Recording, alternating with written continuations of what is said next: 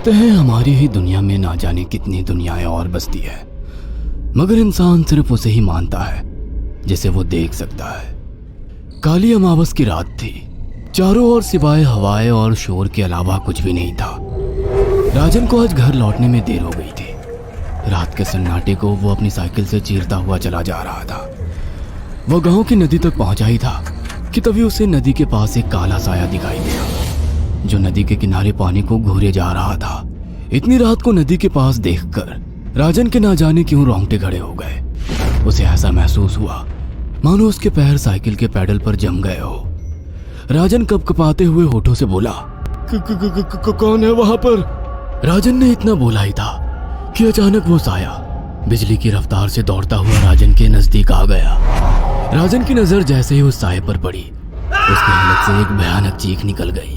इस घटना के 1 महीने बाद अर्जुन का सारा ध्यान ड्राइविंग पर था। उसकी पत्नी शिखा कार में ड्राइविंग सीट के बगल में बैठी हुई एक मैगजीन पढ़ रही थी। शिखा ने मैगजीन रखकर अर्जुन की ओर देखकर कहा, और कितनी दूर रह गया है तुम्हारा गांव अर्जुन? बस थोड़ी दूर रह गया है, आधे घंटे में हम पहुंच जाएंगे। तुम्हारे चेहरे पर इतनी टेंशन क्यों है? टेंशन क्यों नहीं होगी शिखा, मैंने अपनी माँ को बगैर बताए तुमसे लंदन में शादी जो कर ली। पता नहीं माँ तुम्हें देखकर कैसे रिएक्ट करेगी। डोंट वरी अर्जुन, मुझ पर भरोसा रखो। तुम्हारी माँ को मनाने की जिम्मेदारी मेरी है। आई होप शिखा ऐसा ही हो। यकीन मानो अगर ऐसा हुआ ना तो मेरे ऊपर से एक बहुत बड़ा बोझ उतर जाएगा। अब मुस्कुरा भी दो यार। अच्छा, तुम बता रहे थे कि गांव में तुम्हारी बहुत बड़ी हवेली बनी हुई है। कुछ बताओ ना अपनी हवेली के बारे में। अरे 15 मिनट में हम वैसे भी पहुंचने वाले हैं, तुम खुद देख लेना। कुछ ही देर में अर्जुन अपने गांव वीरपुर अपनी हवेली में खड़ा हुआ था। अर्जुन की मां अर्चना देवी अर्जुन के स्वागत के लिए हवेली के बाहर खड़ी हुई थी। अर्जुन ने दौड़कर अपनी मां के पैर छुए और डरते हुए बोला, ये शिखा है मां, मेरी पत्नी। हम दोनों ने लंदन में शादी कर ली। अर्जुन की बात सुनकर अर्चना देवी मुस्कुराकर बोली, कोई बात नहीं बेटा, एक ना एक दिन तो तुझे शादी करनी ही थी। इतना बोलकर अर्चना ने अपनी बहू को गले लगा लिया और वो अंदर आने का इशारा करती हुई वहां से चली गई। अर्जुन को अपनी माँ का ये बिहेवियर देखकर बहुत ज्यादा हैरत हुई। उसे उसकी माँ इस बार बहुत बदली हुई सी लगी। अर्जुन पूरे 10 साल बाद लंदन से आया था। अर्जुन उन्हीं ख्यालों में खोया हुआ था कि उसके कानों में उसकी पत्नी शिखा की आवाज टकराई। अब क्या बाहर ही खड़े रहने का इरादा है क्या? अंदर नहीं चलोगे? कौन से ख्यालों में गुम हो गए? मुझे लगा था माँ को मेरी शादी के बारे में जानकर बुरा लगेगा, मगर माँ को तो जैसे कोई फर्क ही नहीं पड़ा। अजीब आदमी हो, ये तो अच्छी बात है। मुझे मेहनत करने की जरूरत ही नहीं पड़ी। चलो अब अंदर भी चलो। अर्जुन और शिखा अंदर की ओर चले गए। अर्जुन ने देखा कि उसकी हवेली में सन्नाटा पसरा हुआ था। उसे याद था कि उसकी हवेली में बहुत सारे नौकर चाकर हुआ करते थे। डाइनिंग टेबल पर डिनर के दौरान अर्जुन अपनी माँ से जो बोला वो सुन उसकी पत्नी शिखा और रहस्यमय अंदाज में मुस्कुराकर लगातार देखे जा रही थी। माँ, हवेली के सारे नौकर कहाँ गए? मैंने सबको छुट्टी दे दी बेटा। लेकिन क्यों माँ, तुम्हें तो काम करने में बहुत ज्यादा तकलीफ होती होगी। नहीं बेटा, मुझे कोई तकलीफ नहीं होती। कुछ वक्त से मुझे सुकून और सन्नाटा अच्छा लगता है। अर्जुन इससे पहले अपनी माँ से कुछ कहता कि उसकी माँ ने उसे बोलने से रोक दिया। अर्जुन चुपचाप खाना खाने लगा। खाने के बाद अर्जुन और शिखा बेडरूम में चले गए। अर्जुन बेड पर सोच में लेटा हुआ था कि अचानक शिखा अर्जुन से लिपट गई और वासना का तूफान अपने चरम पर पहुंच गया था। अचानक शिखा को दरवाजे पर 2 लाल लाल आंखें दिखाई दिए। उसे ऐसा लगा जैसे कि कोई उसे देख रहा हो। शिखा ने तुरंत बेड से उठकर अपने कपड़े पहन लिए। क्या हुआ शिखा? अर्जुन, मुझे ऐसा लगा जैसे कोई हम दोनों को देख रहा हो। पागल हो गई हो क्या? हवेली में सन्नाटा पसरा हुआ है, एक भी नौकर चाकर नहीं है। तुम्हें वहम हुआ होगा। तुमने तो सारा मूड खराब कर दिया शिखा, अब सो जाओ। उस रात अर्जुन तो गहरी नींद में सो गया, मगर शिखा की आंखों से नींद कोसों दूर थी। अगली सुबह शिखा जल्दी उठकर किचन की ओर चली गई, मगर उसने देखा कि उसकी सास अर्चना नाश्ता तैयार कर चुकी थी। माँ, आपने तकलीफ क्यों की? मुझे बुला लेती आप। शिखा की बात सुनकर उसकी सास अजीब से अंदाज में शिखा की ओर देखने लगी। उनके देखने के अंदाज में पता नहीं ऐसा क्या था। कि शिखा को अपने रोंगटे खड़े होते हुए महसूस हुए। अर्चना धीरे धीरे करीब कदमों से शिखा के करीब आकर बोली, कोई बात नहीं बेटी, तुम्हें अब यहीं रहना है। तुम सिर्फ मेरे बेटे के साथ प्यार से रहो और जल्दी से मुझे एक पोता दे दो। काम की चिंता मत करो, वो सब मैं कर लूंगी। कुछ ही दिनों के बाद अर्चना गर्भवती हो गई। उसे हवेली में रहते हुए 6 महीने से ज्यादा वक्त हो चुका था और इन 6 महीनों में उसने नोट किया कि जब से वो गर्भवती हुई है, उसकी सास अचानक से आकर उसके पेट पर हाथ फेरने लगती और अजीब से अंदाज में उसके पेट को घूरने लगती।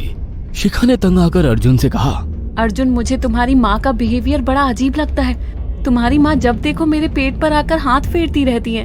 अरे माँ को अपने पोते के आने का बेसब्री से इंतजार है शिखा, इसमें अजीब लगने वाली क्या बात है? मैं तुम्हें कैसे समझाऊं? मैंने माँ की आंखों में एक अजीब सी चमक देखी है। कैसी चमक? शिखा के मुंह से अचानक से एक अल्फाज निकल गया, जैसे किसी डायन की आंखों में होती है।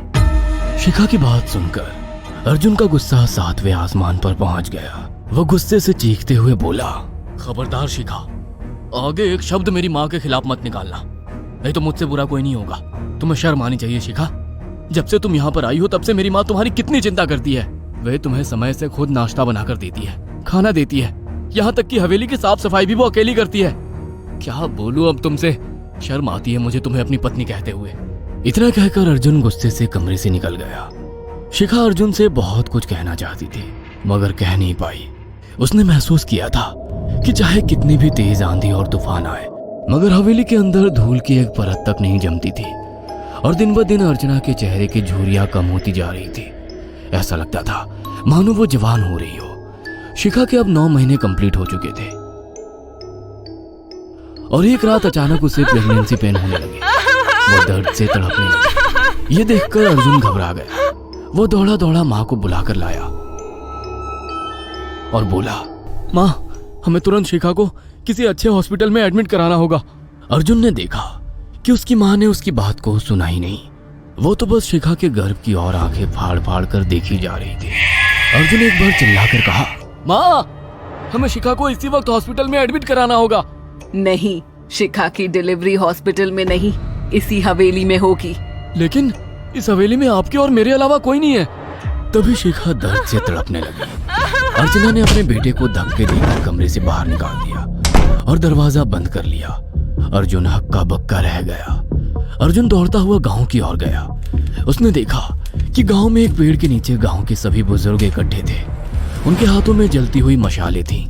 अर्जुन उनके पास पहुंच गया और बोला, मेरी मदद कीजिए, मेरी बीवी को प्रेगनेंसी दर्द हो रहे हैं। आप प्लीज किसी दाई को बुला लीजिए, जितना पैसा चाहिए देने को मैं तैयार हूँ।